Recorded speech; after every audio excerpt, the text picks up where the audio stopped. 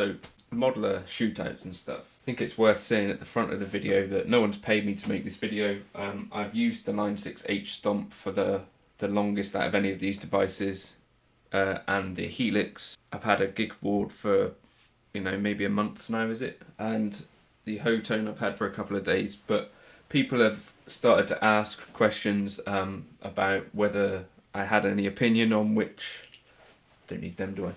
Which were best or any of these kind of things. So I just wanted to kind of address my thoughts at this stage.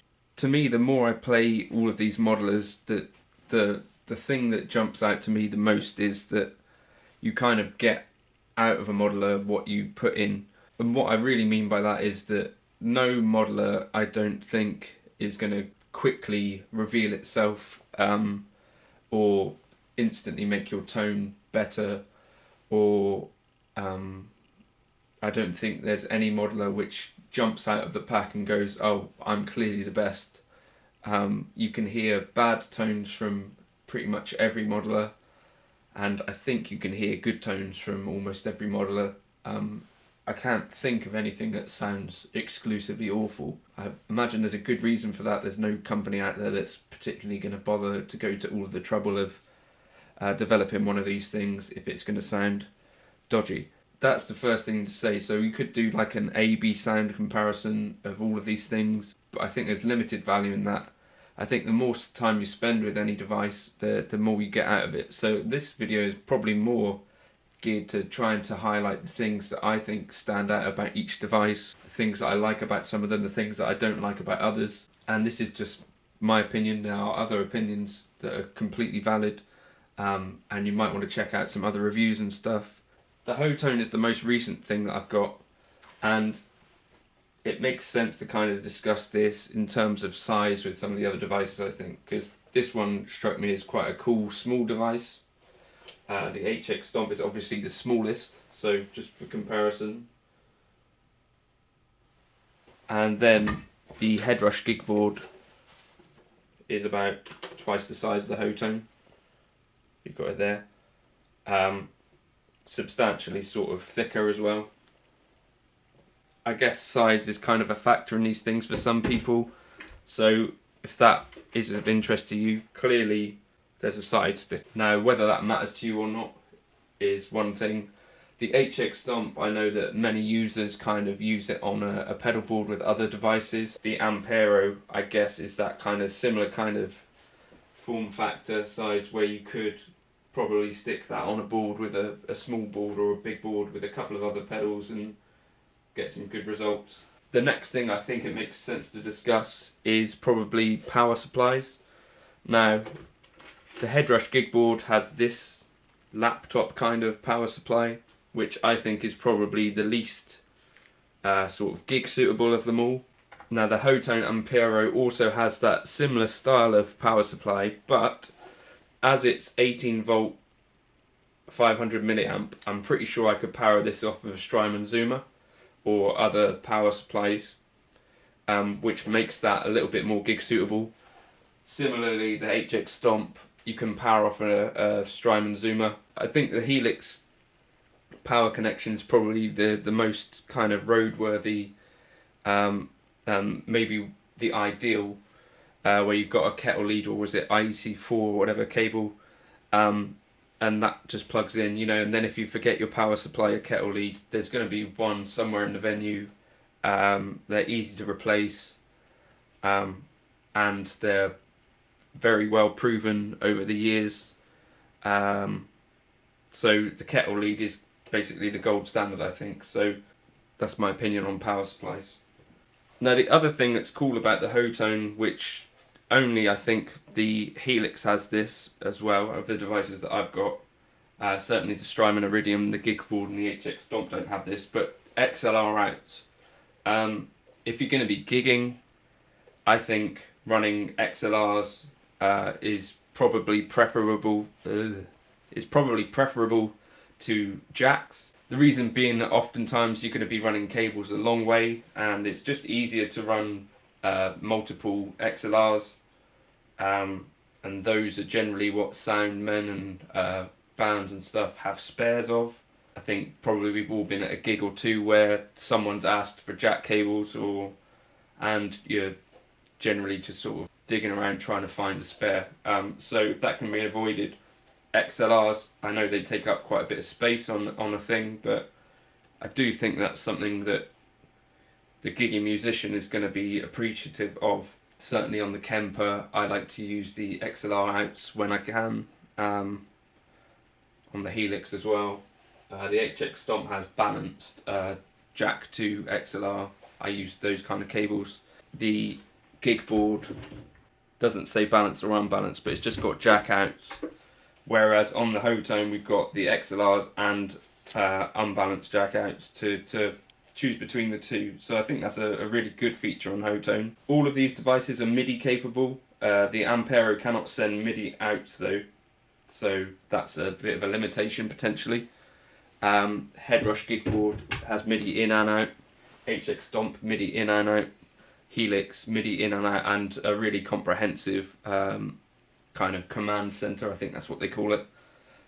So if you're running a MIDI rig, that's something to bear in mind. I think with all of this kind of digital software, it's worth bearing in mind what kind of the size of the company, and also the kind of support. You're going to be needing to download stuff and software. All this stuff is kind of a little bit of a tricky area potentially. So this morning I've just spent about half an hour downloading the right kind of software for the Hotone so that I could load in a few IRs. And that wasn't the easiest process, and the website, it took a bit of time to download the actual software. Obviously Line 6 are comparatively a more established and larger company, I'd say. Generally their website is pretty good and you can download stuff pretty quickly. The Headrush, again, I had no issues particularly with that.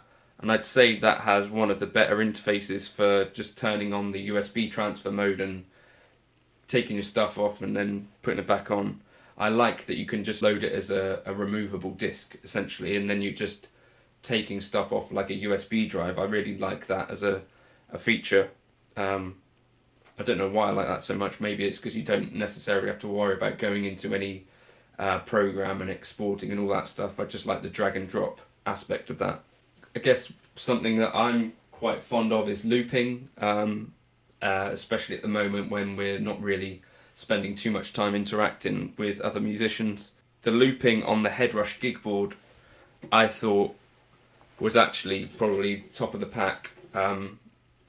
As I've said in another video or two, you can set the loop length. So once you've set a loop, say you were looping for a bar, you can get that to repeat 4 times. So you can build up these really cool kind of loops, and it's really flexible. You can change the speed, both slower and faster, and you can peel back the overdubs. So if you've got, like 3 overdubs, you can just peel back the top layer and go back via that kind of peeling method. I think that's really, really cool. The Ampero looper I've spent a little bit of time with. One of the things that's kind of tricky about it is that you have to press these 2 buttons to get into the looper and out of the looper, which on a couple of occasions has meant that I've accidentally started a new loop when I went to exit the loop, because one of the buttons you press to exit the loop is also the record button. And you won't know you've done that until it's too late, basically, because you'll be playing and then midway through what you're playing, just the start of what you're playing will come in, 20 or 30 or 40 seconds later. So that's a little bit of an issue with the Hotone looper. The HX Stomp looper, great. The only thing that I don't like about it is that it's quite limited in terms of time. I don't see that there's any reason that in the future though that might be updated and increased. Same thing for the Helix. The only limitation really that I don't like so much about it is that you don't have enough to do like a whole song. So if I take out the HX Stomp on a solo gig, I will also take a ditto looper with it, for instance, so that I can do longer loops if I need to. But the Headrush Gigboard looper, as I say, probably top of the pack for me, and I'm pretty sure that I wouldn't have to, if it ever comes to it, take out a ditto looper with that, just because that looper built in does everything that I'd want. So then the other factors that I would say are important to me are kind of being able to load stereo or dual cabs. So this was a strategy that I figured out with the HX Stomp, because I was finding that I wanted to maybe aim for like a dual amp setup, you know, like because I've been watching that pedal show and stuff, listened and heard that using 2 amps together can maybe a more kind of complex and together tone, you know, some different things going on anyway than you get with just a single amp. I found with the HX Stomp it wasn't necessarily possible in terms of DSP constraints to do that so well, but what I found was that I could load my amp, load a stock cab and load an IR and have like a split in the path, and that got me where I needed. And that's what you hear on quite a few of my patches, is there's a split in the middle of it to a stock cab and an IR that I use. So that's something that I've really got to like about the HX Stomp and do that a lot. Helix, I can create a whole split path, you know, so that's got no limitations in that sense. The Ampero, I think you're basically limited to an amp and a cab, so can't really do that with this. And then the Headrush Gigboard, I think you can load quite comfortably 2 amps and 2 cabs, so that just about edges ahead of the HX Stomp in terms of loading dual amps. That's something to consider if you're considering running dual amp setups and stuff. The HX Stomp you may have to compromise a little bit with cabs, you know, dual cab setups. The Ampero is not going to be an option. The Headrush Gigboard will comfortably load 2 amps and 2 IRs, as long as you're not doing crazy stuff with other effects, like I'm not. And then the Helix, obviously you've got very little limitations in that sense. And then that's one of the reasons that I don't use the Kemper as much anymore, is because I was wanting to, particularly for live use, have these kind of dual amp tones kind of for clean more than anything, so that you weren't just getting lost in your ear mix, because that's what was happening for me. So I wanted to be able to run like a dual cab or a dual amp setup for the cleans at least, but I wasn't able to do that because there's just not the functionality within the Kemper. That's one of the reasons that I've moved away from the Kemper for live use, certainly, and preferring the HX Stomp in that case. Something else to consider, onboard effects for these units. So the Ampero has quite a lot of choice in drive, quite a lot of choice in reverbs and delays. I'd say I prefer the reverb and the delay from the Helix and the HX Stomp, and I think I prefer the drives as well in the Helix and the HX Stomp, but the Ampero's certainly not bad in that sense. So you've got your Zen drive, you've got your Tube Screamer and those sorts of things. What I really like with the HX Stomp and Helix is that you've also got things like the Prince of Tone, the King of Tone, you've got an old Dodd kind of drive pedal which I use, multiple Tube Screamers and all that sort of stuff. Now what's really lacking in the Headrush Gigboard is the drives. So you've got a choice between basically a Tube Screamer, which does sound very good to be fair, a Rat, which I've never used, a fuzz or two, and maybe like a transparent overdrive. So sort of we're talking less than 10 drives, which I think is fairly limited. Whether that's going to be an issue for you or not, I'm not sure, but I think it's worth knowing that potentially. I think they've just added an OCD kind of clone, the full tone OCD, but I think it's worth knowing that there aren't a massive choice of drive tones within the Gigboard. If you're one of these people who wants that amount of variety, I think you might be a little bit disappointed. Certainly, I think I was relatively surprised at the kind of lack of variety in the drive department. All of these devices have plenty of choice in the amp department and cab department, which is kind of good.